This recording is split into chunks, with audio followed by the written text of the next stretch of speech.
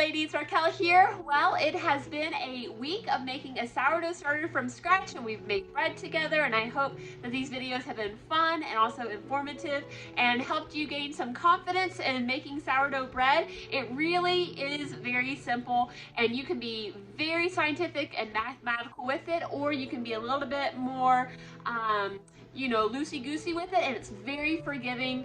I made a dud the other day and it came out great. I made some beautiful bread. It also tasted great. So there's a lot of resiliency with your sourdough starter. There's a lot of forgiveness with the process, and it's a learning experience. So just have that mindset that every loaf you bake is another lesson, and you will reach, your bread dreams eventually if you just keep at it and keep trying. So we're gonna feed this starter one last time, and then I just want to share with you, kind of recap some of the different things to make a sourdough starter, making your own bread, answering some questions, that kind of thing to end this sourdough series.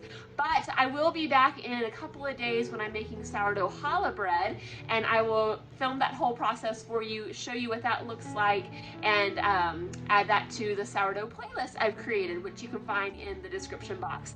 All right, let's feed our starter one last time together.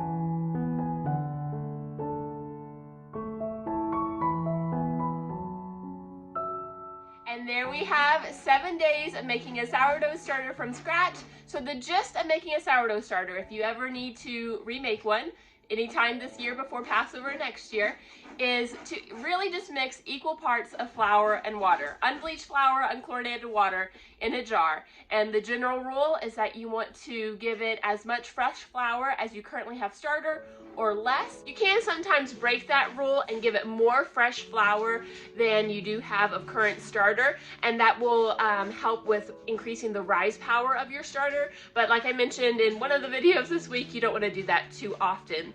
You can keep your sourdough starter on the countertop, which is what I prefer to do, or in the refrigerator. There are pros and cons to both, and I actually have a little sourdough starter quick sheet for free to download on the WomenLivingTorah.com website, and I list the kind of pros and cons of where to keep it, as well as how to make a sourdough starter, and pro tips, and what you should be looking out for, which, by the way, what should you be looking out for? Colorful molds.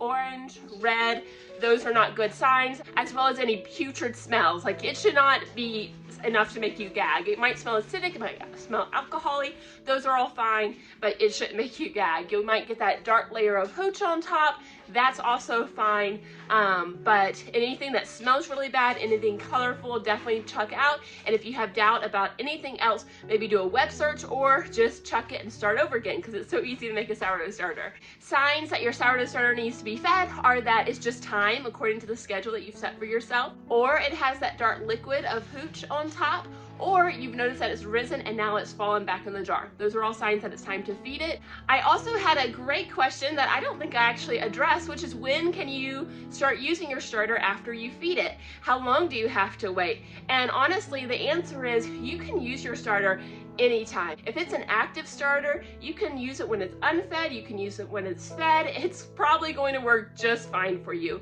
I know I mentioned in the video not using it immediately after feeding it, because obviously you still have a lot of undigested flour in there, but even then, that's probably not going to mess up your bread.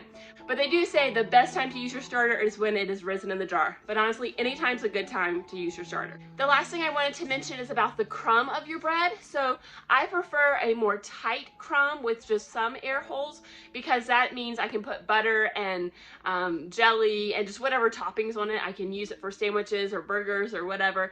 But some people prefer like a more open crumb, and that means you got lots of really big air bubbles in it and stuff. To get that open crumb, you're gonna have to go with a higher hydration dough, which essentially just means that you have a certain ratio of flour to liquids in your recipe. And in higher hydration recipes, you're gonna have more liquid to flour ratio than you do in lower hydration recipes.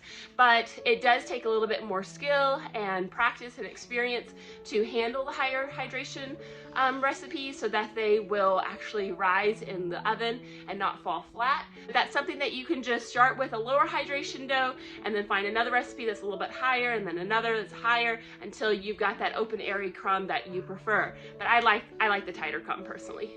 All right, well, I'm gonna end it there, but you can get that quick sheet and it kind of goes over some of the things that we've talked about throughout this week for just a nice handy guide. Print it out, put it in a homemaking binder or in a cookbook or something on your refrigerator, whatever you want to do.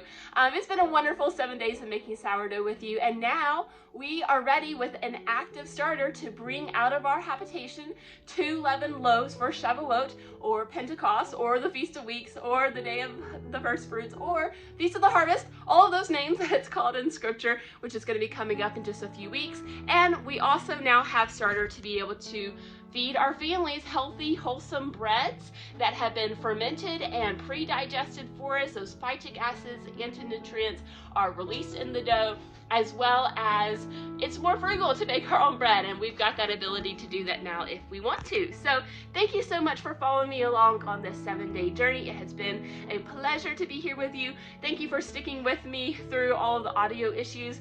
I still haven't figured it out, but I have one more thing that I can think to try other than just, I'm gonna have to get a new phone or something, I don't know. Until next time, I pray that Yahweh will bless you and keep you. I'll talk with you later. Goodbye.